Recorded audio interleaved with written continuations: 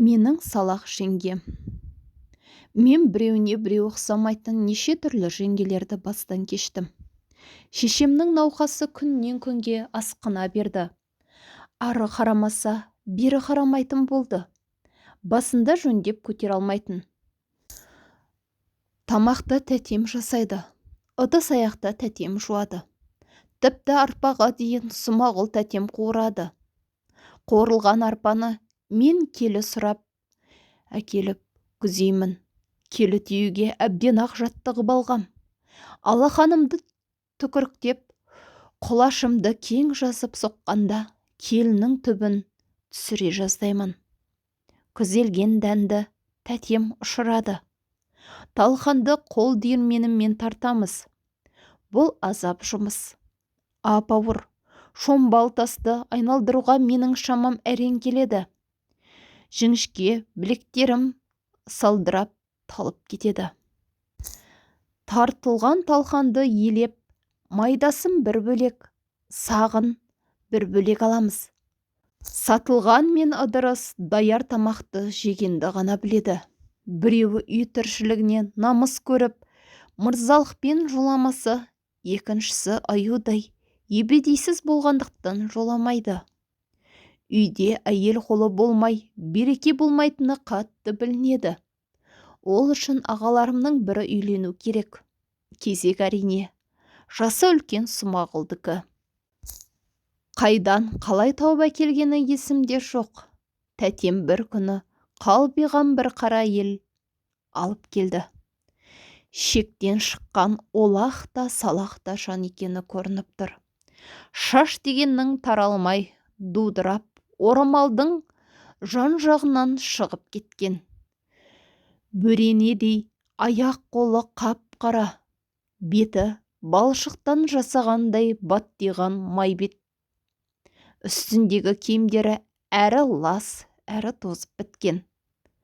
Қап-қара күш шынтағы көйлектің жыртық жеңінен көрініп жүреді. Түр-түсі осындай бола тұрып, әйелдің аты Тамашақ еді, Бибіжамал. Соңынан ере келген өзіне аумай тартқан 5-6 жасар қызы бар.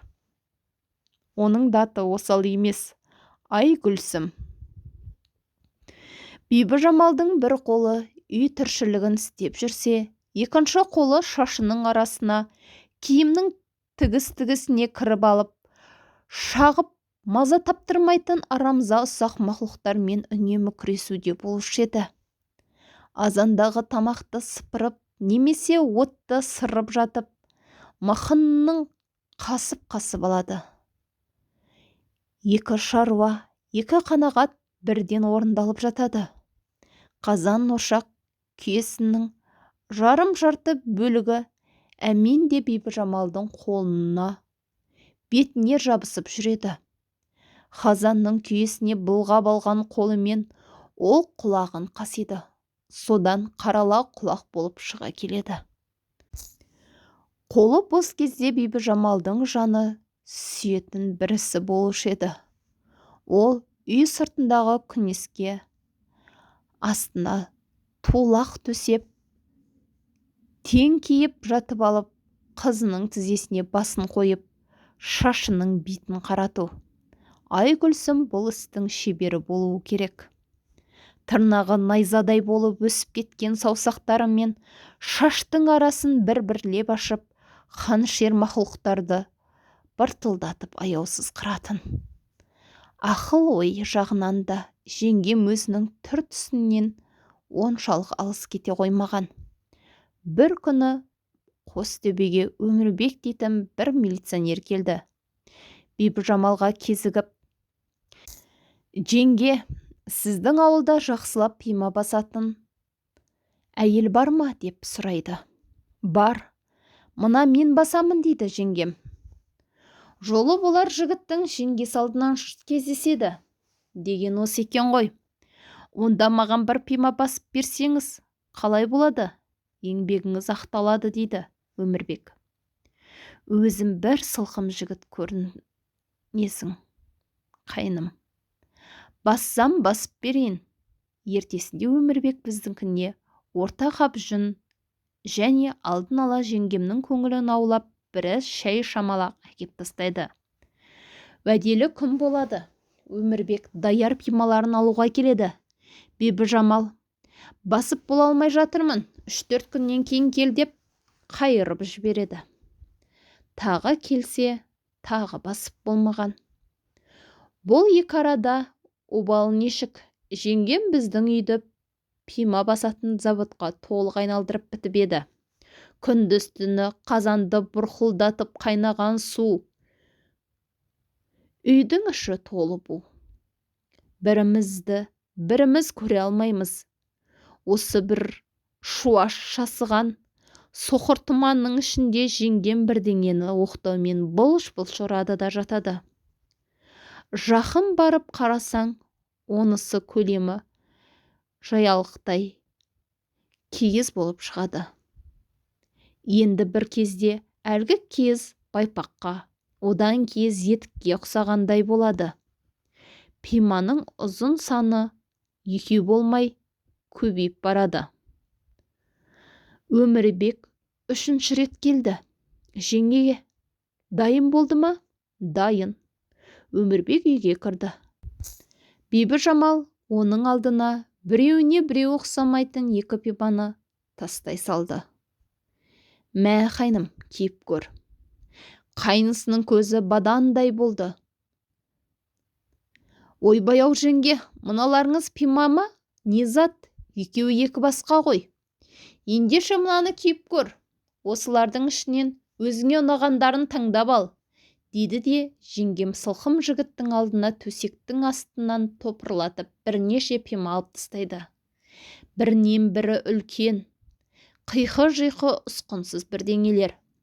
Өмірбек жер қапқанын бір-ақ біледі. Ұялып қызаратын Бибіжамал емес, сампылдап айтып отыр: бір кезде пиманы тәуір-ақ басатын секілдедім. Не қара басқанын. Қара басып, сенің пималарыңды ұқсата алмай қойдым қайным. Табыскер жігітсің ғой. Және біреуге бастырып аларсың. Қапа болма оған. Ал мына пималарды алам десең ал. Ұнағанын өзің киерсің. Ұнамағанын әйел бала-шағаларыңа бар шығар. Солар киер. Саған пима басып береді деп сеніп жүрген мен де ақымақ екенмін, дейді де Өмірбек жерде үйіліп жатқан пималарды төрге қарай бар пәрменімен шаша бір теуіп үйден шығып кетеді. Жеңгем енді бырқылдап ұрсып Өмірбекті соңынан тілдеп жүр. Өй қараң қалғыр, о несі? Жарты қап жүнмен шығым болды деп өлеме? Алмасаң адырам қап. Өзім киіп алам, қызым киеді. Соншама еңбектеніп, мен енді бұларды лақтырып тастар деймісің? Бұзау бас, қиқы-жиқы ұсқынсыз пималардың екеуін. Шынында жеңгем өзі екеуін қызы киіп алды. Сөйтіп қыстан аяқтары көпіріп, тонбай шықты. Құрметті оқырман, каналыма тіркеліп, әңгіме ұнаған болса, лайк басып, комментарийде өз ойларыңызды бөлісіңіздер. Арнадан өзге де қызықты әңгімелерді, пайдалы ақпараттарды тыңдай аласыздар. Алдын ала рахмет.